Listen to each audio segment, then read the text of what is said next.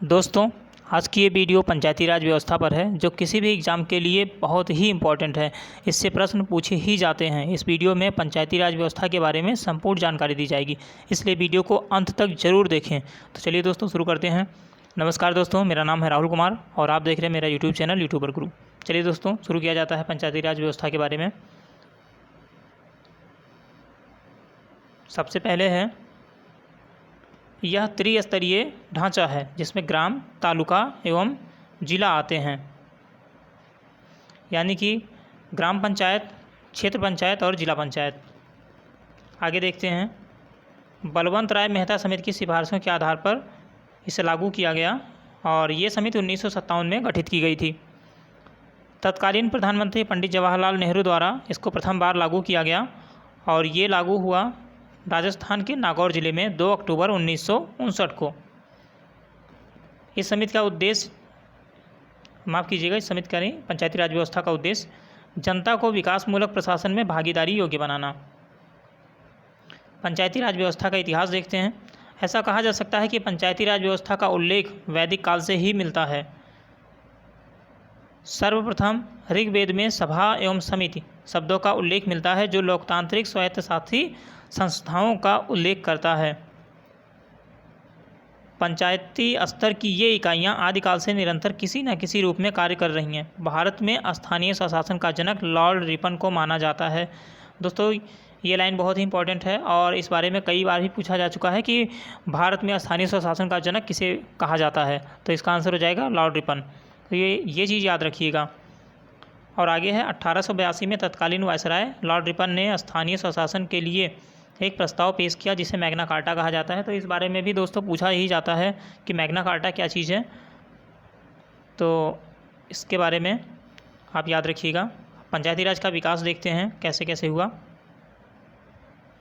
संयुक्त प्रांत पंचायत राज अधिनियम 1947 7 दिसंबर 1947 ईस्वी को गवर्नर जनरल के हस्ताक्षर के बाद 15 अगस्त 1949 से पंचायतों की स्थापना हुई।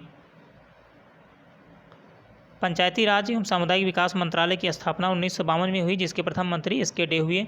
ये लाइन काफ़ी इंपॉर्टेंट है क्योंकि इसके बारे में कई बार पूछा जा चुका है और आगे भी ऐसा हो सकता है कि पूछा जाए कि पंचायती राज एवं सामुदायिक विकास मंत्रालय की स्थापना कब हुई या इसके प्रथम मंत्री कौन हुए, कि ये चीज़ याद रखिएगा दोस्तों। भारत के तत्कालीन प्रधानमंत्री पंडित जवाहरलाल नेहरू ने बलवंत राय मेहता समिति की स्थापना की, जिसको ग्रामोद्धार समिति के नाम से जाना गया। तो दोस्तों, बलवंत राय मेहता समिति को एक और नाम से जाना जाता है, नाम है उसका ग्रामोद्धार समिति।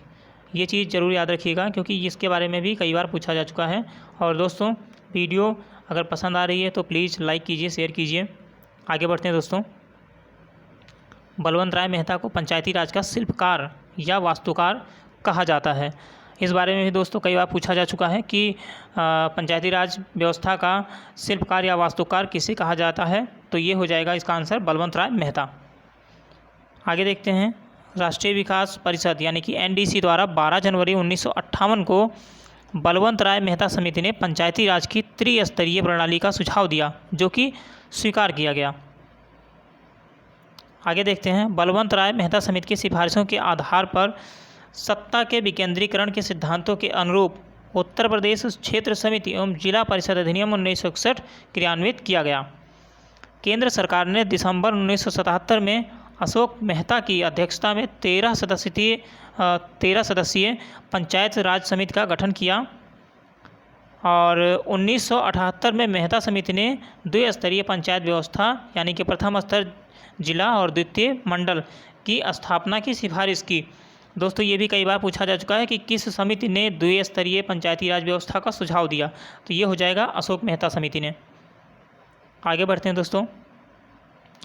इस समिति ने कार्यकाल 9 वर्ष किए जाने एवं पंचायतों के चुनाव में राजनीतिक दलों द्वारा खुले रूप से अपने चुनाव चिन्ह के आधार पर भाग लेने का सुझाव दिया। 1988 में गठित पीके थुंगन समिति ने पंचायती संस्थाओं को संवैधानिक स्तर प्रदान करने की सिफारिश की।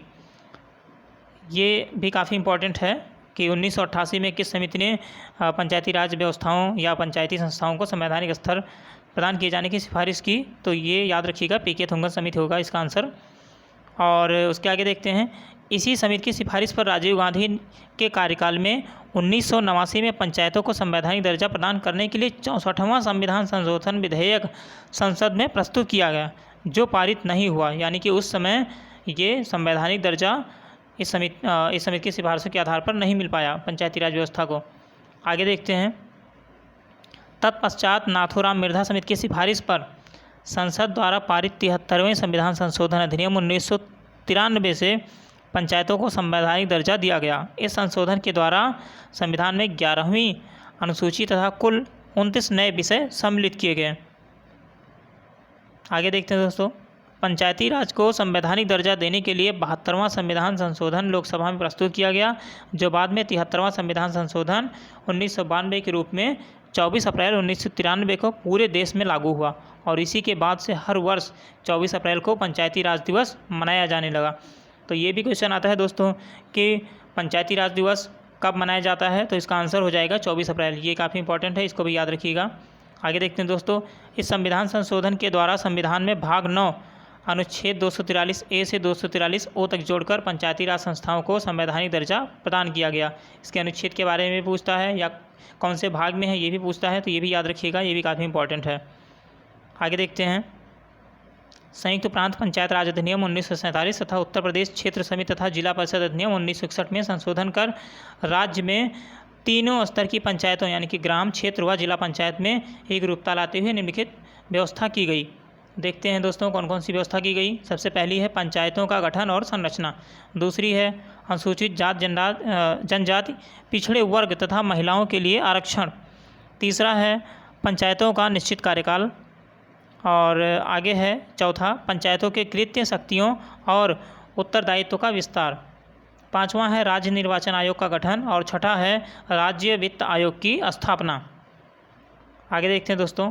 उपर्युक्त व्यवस्थाओं के अंतर्गत 1000 की आबादी पर ग्राम पंचायतों का गठन, यानी कि जब भी ग्राम पंचायत का गठन किया जाता है तो ये देखा जाता है कि कहाँ तक 1000 की आबादी आ रही है। और ये भी क्वेश्चन में भी पूछा जाता है कि मतलब कितनी आबादी पर किसी पंचायत का गठन किया जा सकता है। तो ये याद रखिएगा कि इसकी संख्या 1000 होगी। आबादी के प्रतिशत के आधार पर अनुसूचित जाति जनजाति का आरक्षण। और आगे है पिछड़ा वर्ग का 27% आरक्षण एवं प्रत्येक वर्ग में महिलाओं के लिए 1/3 यानी कि 33% पदों एवं स्थानों पर आरक्षण की व्यवस्था की गई है। तो इसमें ये जो महिलाओं के लिए आरक्षण किया गया है ये काफ़ी बार पूछा जाता है, तो इसको याद रखिएगा। आगे देखते हैं। पंचायतों में महिलाओं के लिए आरक्षण की सिफारिश सर्वप्रथम जी.के. राव समिति ने की। ये काफ़ी इंपॉर्टेंट है दोस्तों, इसको जरूर याद रखिएगा कि महिलाओं के आरक्षण के लिए कौन सी समिति ने सिफारिश की, तो इसका आंसर हो जाएगा जी.के. राव समिति। ग्राम पंचायत स्तर पर सबसे प्रभावी संस्था ग्राम सभा होती है, जिसमें सभी योजनाएं एवं बजट रखकर अनुमोदित कराया जाता है। आगे देखते हैं दोस्तों। इसी प्रकार क्षेत्र एवं जिला पंचायतों से संबंधित बजट भी अनुमोदित कराया जाता है। ग्राम पंचायत का मुखिया ग्राम प्रधान होता है, जिसकी सहायता के लिए 11 सदस्य होते हैं। आगे देखते हैं दोस्तों। पंचायती राज व्यवस्था को और मजबूत करने के लिए केंद्र सरकार द्वारा 1985 में जी.के. राव समिति तथा 1986 में एल.एम. सिंघवी समिति का गठन किया गया। ये लाइन देखिए दोस्तों। पश्चिम बंगाल एकमात्र ऐसा राज्य है जहाँ पर 4 स्तरीय पंचायत व्यवस्था लागू है। ये बहुत ही इंपॉर्टेंट है, ये बहुत बार पूछा जाता है, इसको ज़रूर से ज़रूर बहुत अच्छे से याद रखिएगा। और ये भी देख लीजिए कि ये जी.के. राव समिति के सिफारिशों के आधार पर ही यहाँ पर ये व्यवस्था लागू होती है। तो वीडियो यहीं पर ख़त्म होती है दोस्तों। वीडियो के अंत तक बने रहने के लिए धन्यवाद दोस्तों। और जानकारी अगर अच्छी लगी हो तो वीडियो को लाइक कीजिए, शेयर कीजिए और चैनल पर अगर नए हैं तो सब्सक्राइब भी ज़रूर कीजिए। वीडियो देखने के लिए धन्यवाद दोस्तों।